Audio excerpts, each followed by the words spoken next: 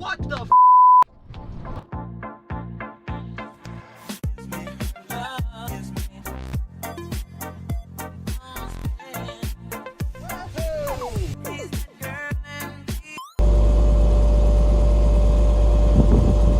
So far from what I'm seeing, I'm not too happy with it, but hopefully that will change. We want it really cheap. Got it for $300 winning bid with fees. That puts it just shy of $600 out the door.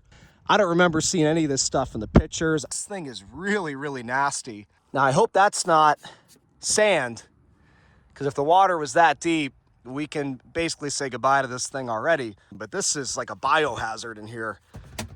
They got all these fluids everywhere. I promise you guys, it didn't look this bad in the pictures. It feels dry to me. My feeling is it just wasn't flooded at all.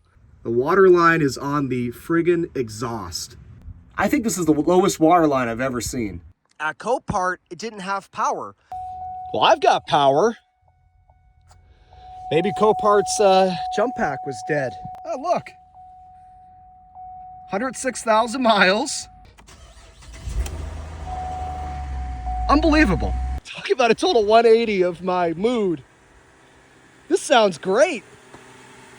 We got drive. The AC is ice cold. Engine bay cleaned up. Already looking a lot better. Again, I obviously need to sponge it. I just pressure washed it. Despite how ugly this thing is inside, how poorly kept it is an excellent runner. I have no qualms about the mechanical condition of this car. Everything feels great. So I'm gonna go ahead, get it back home, start stripping it apart. It's clean. Okay, so it hasn't been too long. This stuff all came out real easy because it wasn't flooded. So there was no electrical issues with seat motors. And I had the same luck with my SRX, the lower mileage one I bought a few months ago, because that didn't have much water in it, not enough to touch any of the seat motors or electronics. If you want to see me pull this stuff out, just go check out the video with the 27,000 mile SRX. The same process, the exact same car, same year. I'm going to remove these two sections of carpet. Unfortunately, even the rear carpet is really gross back here. So I think I am going to also remove these seats. Well, I don't think I'm going to. I'm gonna remove these seats. I'm hoping I don't have to mess with anything back here. It looks like they never used the third row, thank God. Just some stuff to vacuum. This stuff's definitely coming out, getting pressure washed, getting scrubbed. All this stuff, the seats, everything like that, you can see they're gonna be easier to clean out of the car. So you can see I've got the carpets out. I vacuumed them before I took them out so I wouldn't drop all that crap all over my driveway. And I've been vacuuming just all the crap that was underneath the carpet for a while. You can see the sun's even starting to go down, and look at the grime. This is not flooded. There was no water. Even the rear carpet padding was dry, and you saw the water line. No water got into this vehicle. However, years of filth got underneath this carpet. You can see all the things that were spilled, be it coffee or God knows what. It's spilled and seeped underneath the carpet, and it's just everywhere. I'm gonna have to, I bought a tub of towels, those cleaning towels. I needed to buy a truckload of towels. All this will just get wiped down with cleaning towels and degreaser and then dried out, but it's just disgusting. Look in here. I mean, I'm surprised that spoon isn't bent a certain way. I'll definitely keep that adjustable wrench. It's disgusting. It's okay, so it's been quite a bit, as you can see. It's now totally dark. I've been cleaning this thing for hours, and cleaning it, I don't know that I've ever cleaned a vehicle as aggressively as I've had to clean this vehicle, and I've been doing this over 15 years. And this, I think, and I've bought cars from some of the worst neighborhoods, some of the worst situations. I don't know that I've ever seen a vehicle as dirty as this. I've had cockroach-infested cars. I've had mold-infested cars. Fortunately, there was none of that here. But the filth, the pure filth of food and body grease that is in every crevice from top to bottom of this car. Then you add to that all the dust that blew in from Copart. This thing is disgusting. Anyways, I've just been going to town on this thing. I really haven't even touched any of that yet. I've been using the tub of towel wipes there that are pretty aggressive cleaning wipes. They smell good. They clean grease off really well. It's definitely a lot cleaner now. Most of the dust is gone. I'm congested, so I'm guessing it's in my lungs instead of all over the car. But you can see I've got it way cleaner. And I'm not going to stop until this thing feels clean enough. I wipe down every inch of this floor, everywhere. The weather stripping, everything. The harnesses, I wipe down everything. I'm going to move on now to all this stuff, except for the carpet. The carpet's not going to happen tonight. How do you get the back of the headrest that grimy? You can see where I've been cleaning, how nice it looks. Look at this. How do you get that so dirty? I can understand here. Ironically, that part's not even that dirty. What the heck? How do you get that so dirty? This is the passenger seat. Oh, I didn't want to see the driver's one. The seat belt. Again, I've seen them that dirty before.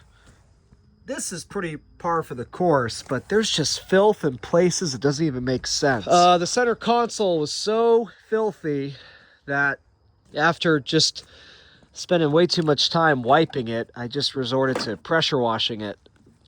It's just plastic, and you got the connectors on there and the harness, but it's fresh water. It got a little dirty on there just from the laying on the garden hose. You can imagine how dirty the cup holders were. There was even crap underneath the cup holder. This was like a cesspool of random liquids. This was the driver's door panel. I don't even know if I showed this earlier. The side of the driver's seat. Here are the seats, and I spent obviously a fair amount of time on these as well. I'd say, again, they're as clean as they're gonna get. There's a little bit of wear here and there on the dye of the leather, but the leather actually is not torn anywhere. These cars, the Escalades of this era, the Cadillacs, the whole line of this era had excellent quality leather. And then it went really downhill with the next generation cars like the GMT 900 Escalades. Still good, but nothing like this leather. This leather really holds up to abuse. Again, this isn't dirt or body filth. This is just the dye having worn off from someone sliding in and out of the car. But you can see I got down and cleaned all this stuff as well. It was really, really filthy. If you remember, there was all kinds of nasty stains. Now they're nice and supple again.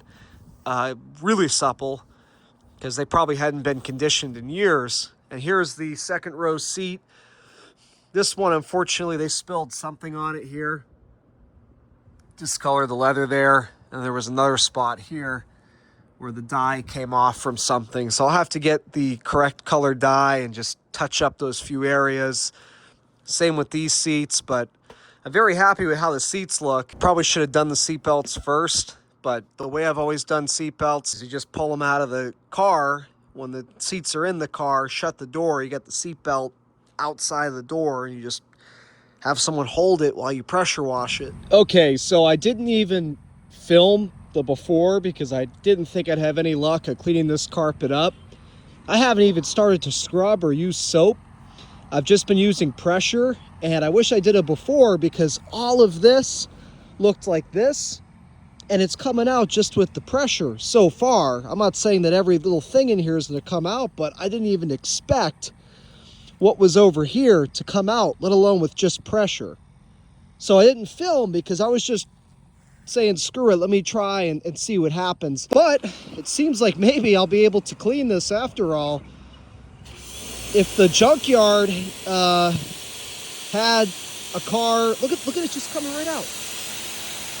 It must just be like cola stains or something. It's coming right out. And the rear carpet was the worst. Look at the gum. Right out. Look at that. It's so funny with cleaning carpets. It's just always a random hit or miss. Now again, you can see there's still plenty of staining there. But maybe with the carpet cleaner and some agitation, I can get the heavier stuff out. But just the fact that so much of this stuff is coming out already just with water. Look at that nasty water. God, I hope none of this sprays up and hits me in the eyes. Maybe I should put my goggles on. Look at.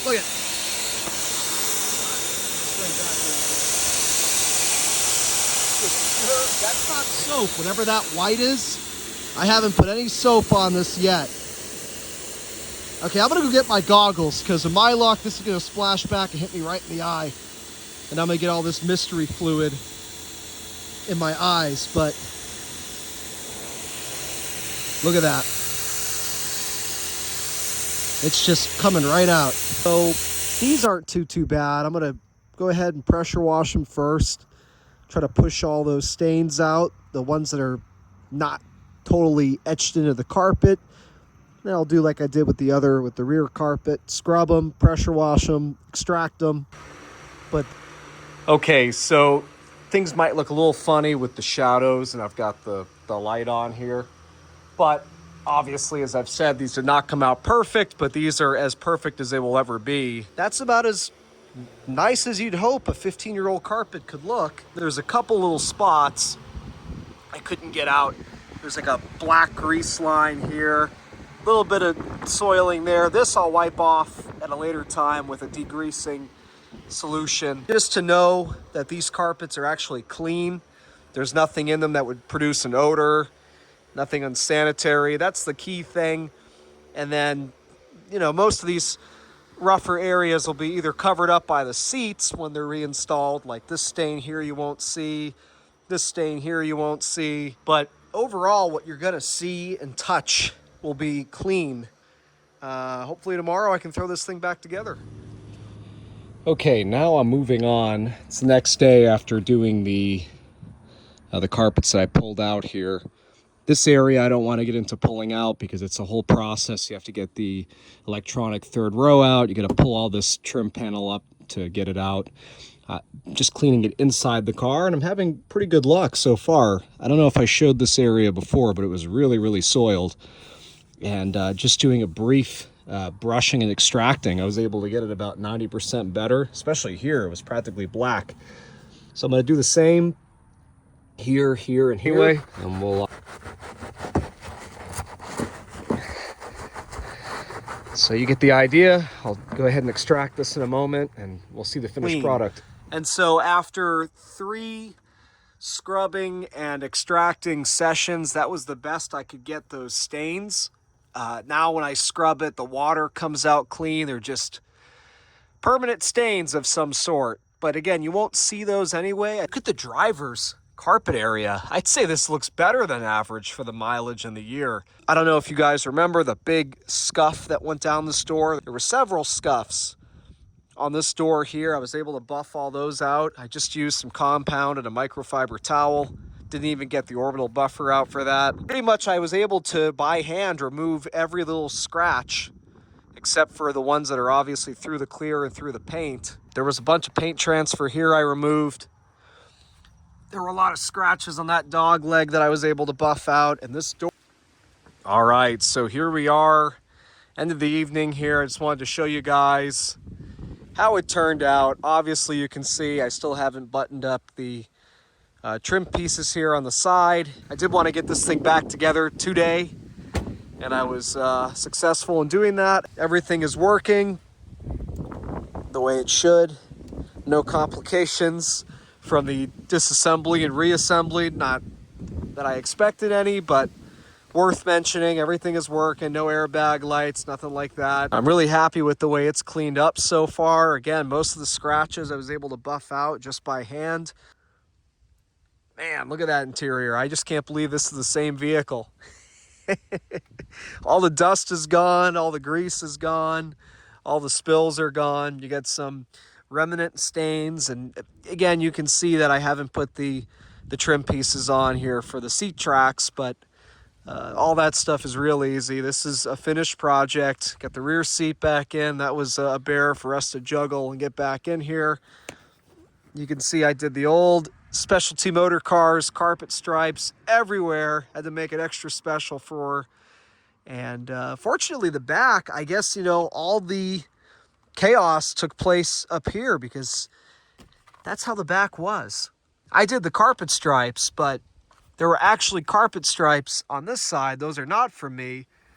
I guess I never put any cargo in this thing because this is how clean it was in the back.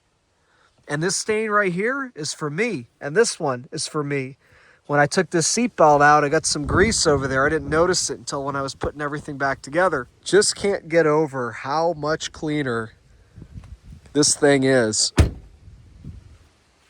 This is retail ready. You could put this on a used car lot and this would be considered acceptable condition. Again, what you have here is just worn off dye. It's not filth. You can see how clean the leather seats are.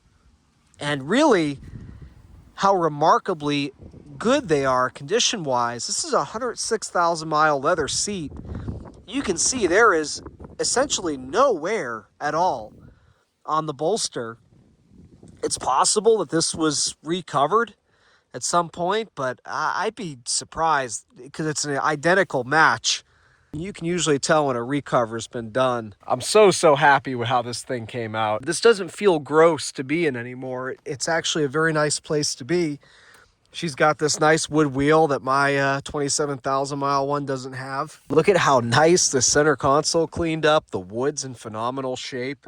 There's no scratches or gouges. The shift knob I'd like to replace and get one that doesn't have this wear on the side, but the wood's in great shape. Cup holder area cleaned up great because I pressure washed it. All right, so I just realized I've been doing this and I haven't filmed any of it. It is, I don't know, a couple days after I button this thing back up. I think I mentioned it, but I didn't demonstrate it, but I certainly confirmed it.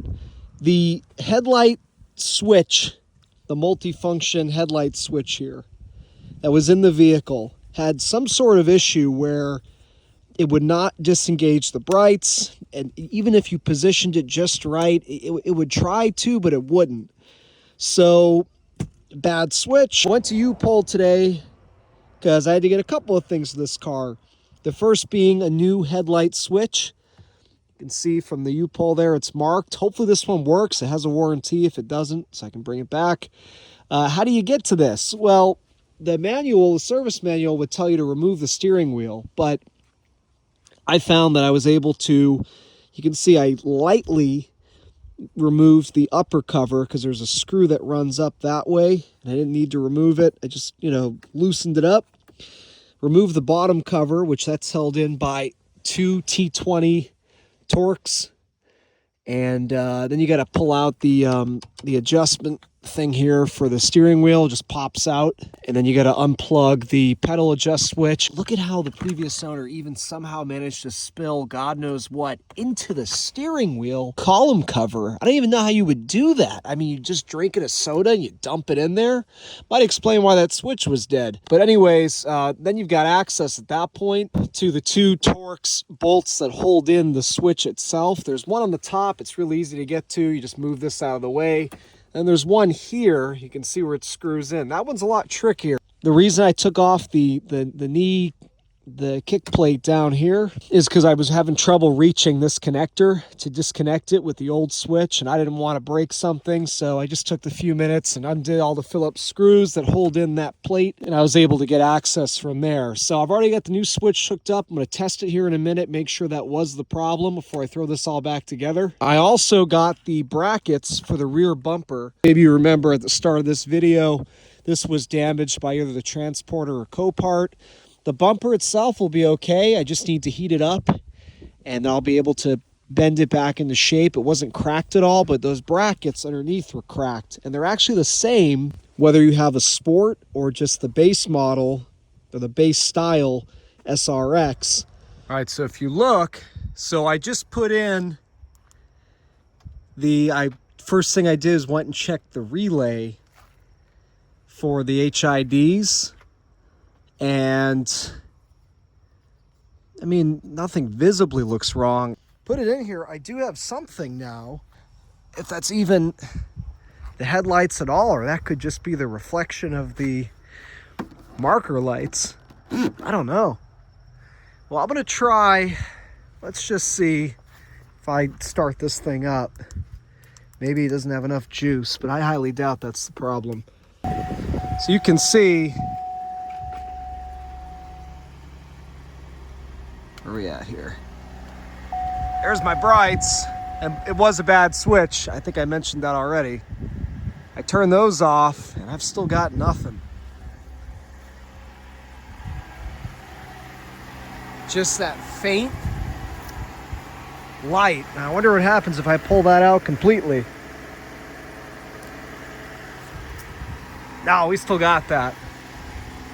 So, all right, that must be the reflection of the marker lights or something, because nothing changed. So let me keep looking into this. Okay, so it's the next day. You saw me talking about how I don't have any low beams, which would be the HID bulbs in this particular trim, and that I wanted to investigate further. So the best way to get access to the headlights is just to remove the front bumper. And this is something that people love to pick on these cars for. Of this, by the way, that's just water. I unplugged this has the headlamp washers on it. And I unplugged it just to get the bumper out of the way, but they didn't even have washer fluid in there. They just had water. So it's not like I'm losing anything of value there. I'll just refill it with actual washer fluid. But anyways, people used to love to attack this on the SRXs. The easiest way to access these headlights is to remove the bumper, and as I was saying, people always criticize this. Now with most modern vehicles, that's the case. I'm not saying that I think it's a great thing that you have to remove the front bumper. It is not difficult by any means, it's just tedious. And you can see here's all the hardware. You don't have a single bolt. I shouldn't say, oh, I forgot to throw these in here. So if you didn't have an electric ratchet like I do, this would be a little more of a pain in the neck, I'll admit that. Having the electric ratchet really makes the world of a difference. So basically you got a bunch of those push pins as I showed you. And I would say the key to doing this, if you want to do it efficiently and not hate your life, is to have a trim tool. And they're so easy to get. Any auto parts store has it. This isn't some obscure tool. You can get these anywhere. I had this thing off in under 5 minutes. Again, I admit that the electric ratchet definitely helped make that quicker for those 4 fasteners, but it's not that big of a deal. I will say, obviously, you can tell that this hit something before, very minor damage. Let me go ahead. I'm gonna take a deeper look here, see what's going on. Okay, so I've got the headlights out. Like I told you guys, you get 10, 10, and 10. They come right out when the bumper's off. And I've taken the back cover off of one of the headlights here. Just got 3 T15 Torx bolts. And as you know, the high beams are having no issues. So I went straight to the low beam, which is the HID bulb, which I have here. And, you know, I'm not sure. You can see there's a little discoloration there from heat. But I'm not an expert with bulbs. I can't tell if this is burned out or not. However, out of curiosity, I went over to my Escalade over there, which is a 2004. It has HIDs from the factory. And unlike the SRX, you can take that headlight out in about 10 seconds. There's 2 little push pins that hold it in. And I took the bulb out of that, which I know work. And I wanted to see if they were the same part number. And as you can see here, they are. D1S 35 watt. D1S 35 watt, 2 different manufacturers. You have a Wagner and you have a Osram, but they are essentially identical. And I even tried, this is my Escalade one. You can see it fits in here just fine. And the plug connects into it. I'm gonna start by just testing with my Escalade bulb, plug it back into the SRX, flip the headlights on, see if it works. If that's the case on both sides, and I know I just need bulbs, it could just be coincidental that both bulbs were burned out. Maybe one failed and the other one failed after, and you know, the lady was just driving around with her brights on. So I'm gonna go ahead. All right, so I'm already seeing what I was hoping to see. I know it's tough to tell because it's daylight, but we got HIDs. We got good ballast, good wiring. Just had 2 bad bulbs. You don't expect it. You don't think it's going to be that simple, but it was. So that's great news. I do want to clean all this up before I throw this back together with some water and degreaser real quick. Might as well. I'm already in here. And of course, I'm going to change the directional bulbs as well. One of them is out, which is another reason why I was doing this. I'll do the other one just as good measure. All right, so here she is. I can't remember when I last filmed on this thing. I'm pretty sure I showed that I had it all back together. You can see I still haven't put the door sill trim back on, and I'm going to do that in just a moment here. But today, she passed her rebuilt inspection with flying colors, as to be expected. I fixed the directionals, which, if you know SRXs, you know that these bulbs always burn out. It's because they're also the daytime running lamps, and they don't hold up. The bulbs constantly burn out, the sockets melt, maybe because these orange bulbs aren't really designed to be on all the time. They're just meant to be on for blinking. I don't know. It could be a different issue. I feel like I used to know. I can't remember now what actually causes it, but I ended up having to replace the socket on this side. You can actually buy them at the auto parts store. The socket, you can replace it. That's how common of an issue it is. So I replaced the socket, new bulbs, both sides. You can see they're working. We'll see how long they last. I imagine they won't last very long. This side didn't have an issue, but I changed the bulb anyway, but the socket was good. And put some bulb grease just to maybe help prevent those from burning out again. So if it's moisture or whatever, it causes them to burn out. But anyways, like I said, I'm just buttoning up the last few details on this right now. Throwing the sill trim on. I'm going to throw some heat on that rear bumper, get this back into shape, and get the brackets in. I've got the brackets from a junkyard car. Okay, so here we are closing out this SRX. I really didn't even want to call it a rebuild. It was nothing more than an excruciating detail. But you can see I've got it here next to my nearly identical SRX. I've got my girlfriend with me right now. And it's pretty awesome driving these two around together, running errands and stuff, and having matching cars. A few small differences. She's got 18-inch wheels and I've got 20s. For some reason, I forgot that they weren't the same wheel size. Anyways, you can see here, basically otherwise the same, both 2008. Both with the sport package. It's cool seeing the two of them together here for the first time underneath good lighting, because up until this point, I've only seen them together in the dark. Again, same color, the diamond tri-coat white. Both have the panel roof. Both have the tan leather interior. Honestly, hers is probably cleaner than mine at this point, but this is a daily driver for her. So, of course, you're going to see, more things in the car. It smells clean in here now. It is clean. The leather's nice and supple. I've conditioned the hell out of it after I stripped it clean. They both got the same interior colors. She has a wood wheel, and I have just a leather wheel. So, little details here and there. I've got pinstripe. She doesn't. Although she's planning on, we're going to take it to a guy locally who does pinstriping. We're going to do like a Mary Kay pink. Not like a hot pink, but a Mary Kate pink pinstripe on hers. Something nice and detailed like this one. That'll be cool. And, yeah, you can see, again, sport package. They've both got the bigger exhaust tips. They both got nice color in the Cadillac crest.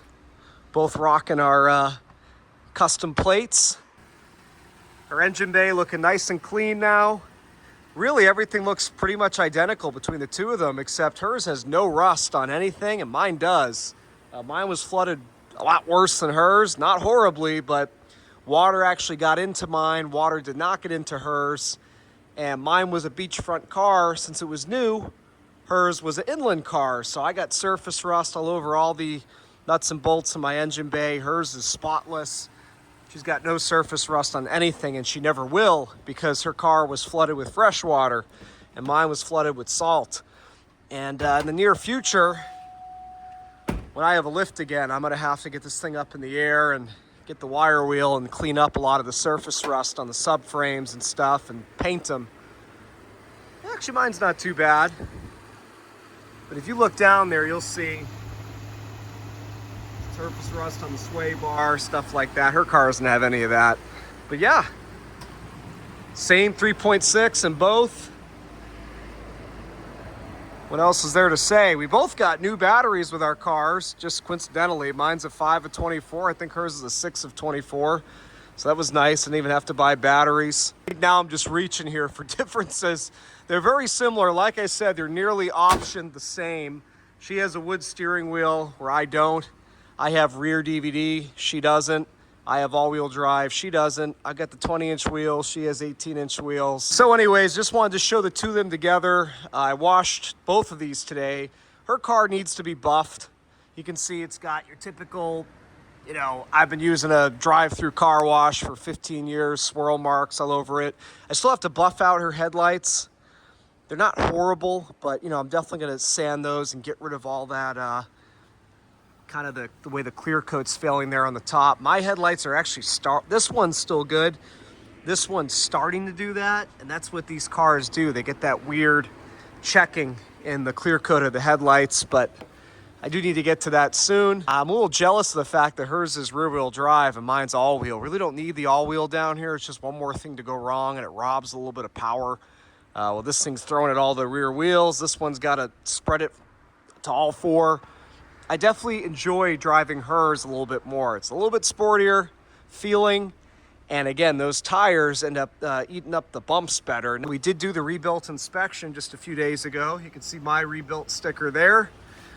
And I'll show you the one on hers. But as expected, passed the rebuilt with flying colors. There you go. It's funny how they just put it in a random spot every single time. No consistency. Same place, same type of car, but one guy put it at the top, one guy put it down there. But yep, past the rebuilt, no issues. This is street legal now, being loved, driven, and enjoyed. And again, like I was telling you, you can see, got no warning lights here. But anyways, I just wanted to close this out, show you guys this thing all cleaned up. Obviously, there's still some work to do, but I don't think anything that warrants a video. I wanted to just close this out. I gotta get some color match touch-up paint, fill in these scratches, and then also, you know, inside the door sills here, it's pretty scratched up. But look at how clean this thing is inside now. You remember how nasty it was. These are actually my floor mats out of mine that I let her use for now. I gotta clean hers. With how much cleaning I had to do inside this thing, I was so over cleaning that I didn't even get to the floor mats. But she's got her little care package back here. Look at how clean. Super, super clean. Everything works in both of these besides my parking sensors. Maybe when she's not paying attention, I'll steal her module and throw it in my car. That's gonna do it, guys. Again, just wanted to close this out, show you the two of them together. If I really wanted to go wild, I could have got my third white SRX in the shot, but not quite the same, not a sport package, so I figured this was good enough. Thanks for watching, and keep an eye out for more.